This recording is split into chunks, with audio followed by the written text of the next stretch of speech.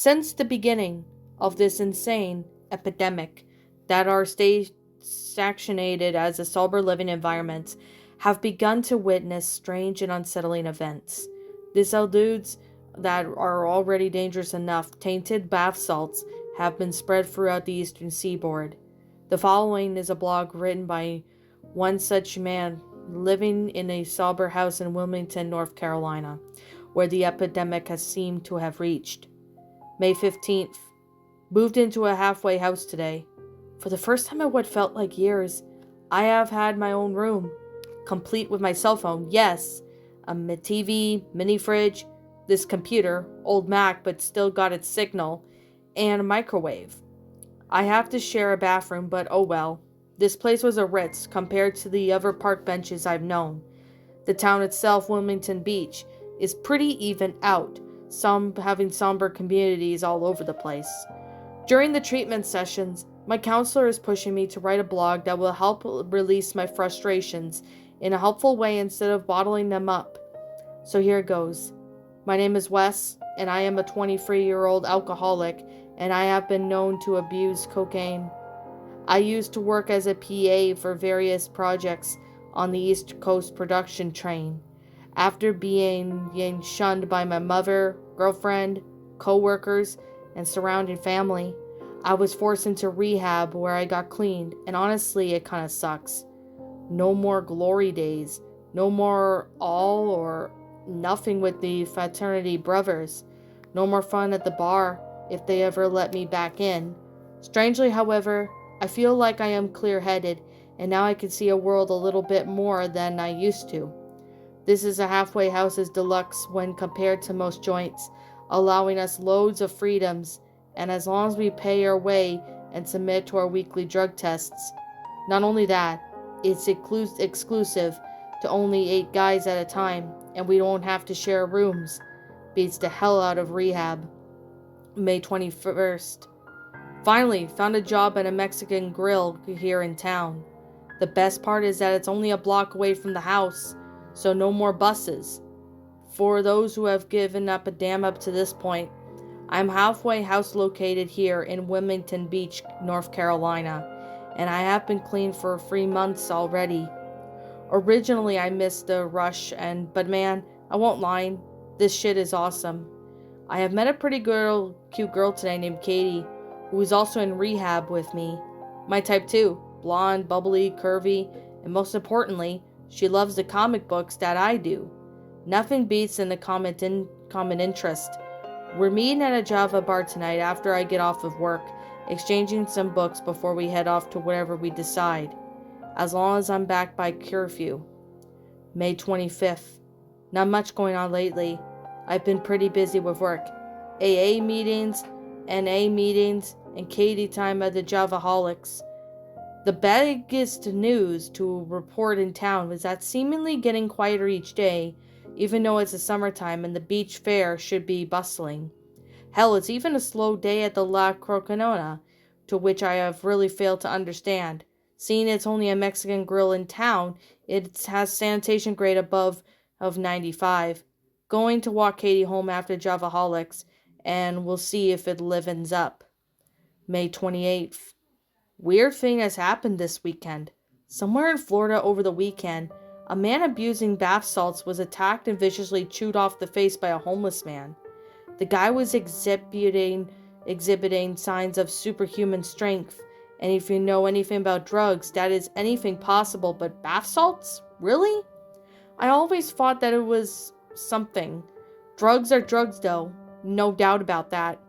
At the NA meeting tonight, we discussed the possibility that the drugs were explicitly tampered with, and something else got into his system that induced his super strength.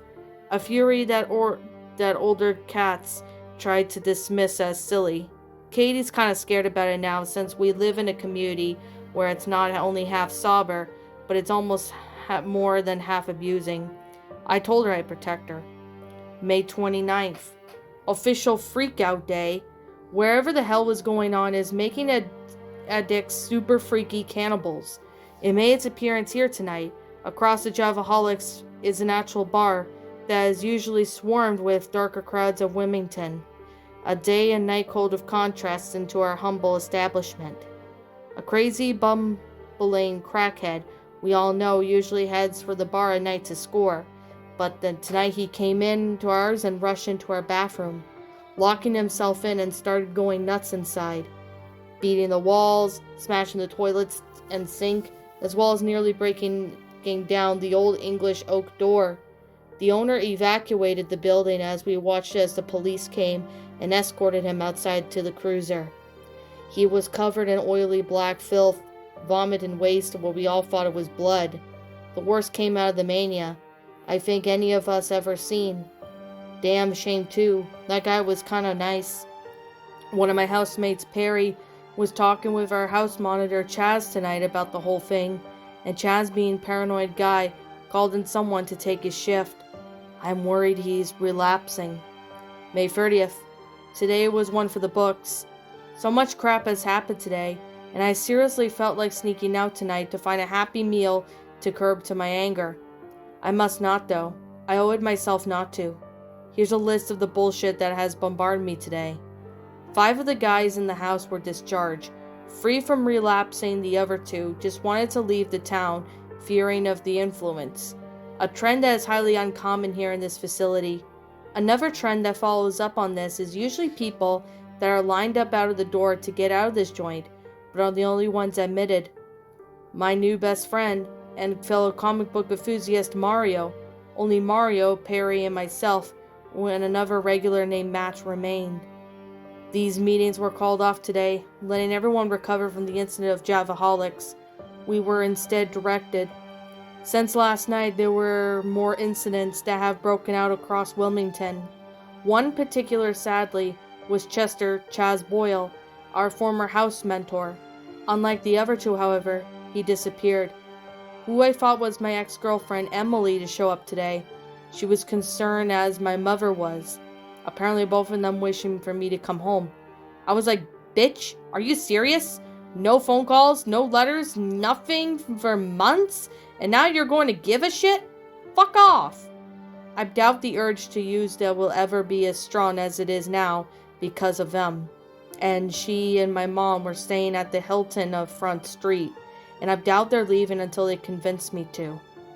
One of the last members remained was like talking to me about it, and says he wouldn't blame me for getting the hell out because he feels like things are only going to get worse. I told him I wouldn't because of the first time in my life I actually felt like I have a home. Perry, Mario, Matt, and myself hung out in my room tonight and talked things over. Matt's rehab over. Lover Jessica snuck in as usual, but unusually. The gravity around here was rather lax, seeing as how many mentors were appearing, but aren't paying attention to the cameras or in the house. No women rules, blah blah blah.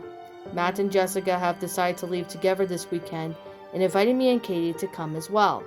I respectfully declined, although I truly do miss Katie and I haven't heard from her all day. Jessica made an effort to comfort me, telling me that she's at the house in bed missing me too. All I can say is now is when shit starts hitting the fan, it's funny how real it looks when you are clean and sober. May 31st, 2:30 a.m. I sit there still awake, unable to get back to sleep, knowing just how wrong things are right now. We all woke up to the sounds of fright in the next office next door. Mario and Matt came out of their rooms, running out to see what was happening. When they approached the building, all they could see was tonight's mentor. Billy was fighting with Chaz, who was out of his mind and incoherent. Matt managed to lock him unconscious with the toolbox before he was able to choke out Billy. The paramedics showed up and took off with them before Billy suddenly up and left himself, leaving us here alone. He didn't even bother calling anyone else to take over. He just left. The rest of us have been sitting in our rooms, wondering just what in the fuck to do now. Perry is gone too, and having to be picked up by an old drug dealer, friend of his, in sheer desperation of moving on somewhere. Mario is in his room calling for his friend of his, which worries me because he says that he's getting a gun from him. Matt has called Jessica, who told him that their house mother has closed the building and is sending the girls in their vans and cars to the bus station. She was able to slip out, and Katie was coming along with her here now, making this whole situation even harder to understand. While Matt is packing the last of his things, I'm sitting there watching more reports of this craziness and trying to reel myself back in before I blew up. Whenever they finally get there, I'll talk with Katie about what to do next. Up until then, I'm venturing back to the office, and I'm going to try to call someone. And then my mom and Emily. Hopefully they left town already, and if not, I'll have bigger problems. 3:45 a.m. Back from the office, it's a frickin' mess in there. The phone was destroyed in the struggle, so I assumed that Billy was going to walk somewhere to get help. I can't help but wonder why he just didn't use a cell phone. Jessica and Katie showed up finally, and as did Mario's friend, who I really did not like. This jackass Daniel is the kind of scum people in rehab people call the credible enabler. He sold Mario not one, but free guns. Free fucking guns in an out-of-control halfway house. I'm pretty sure they're also using, and they have yet to back out of this room. Funny enough, Mario gave the two of his guns to me and Matt, although I declined to carry the weapon. After what happened back in Durham, he still left it on the kitchen table, and Matt put it in my room after he and Jessica disappeared into his room. Katie is on the phone with her parents. I feel I should call Emily and my mother, but I cannot bring myself to make them worry about me anymore than they likely have already. For now I am worried about myself. The news is talking about how local beach fire is being attacked by a group of crazed addicts. I was able to talk to the others into to remain here for the night, so that tomorrow in the day we can assess these things outside better. Jessica's car is packed with her things and Katie's, who are still trying to talk to me into going. I find it pointless now. I'm sure the situation is being put under control by police. If we're caught up in the middle of this anyway, we're toast.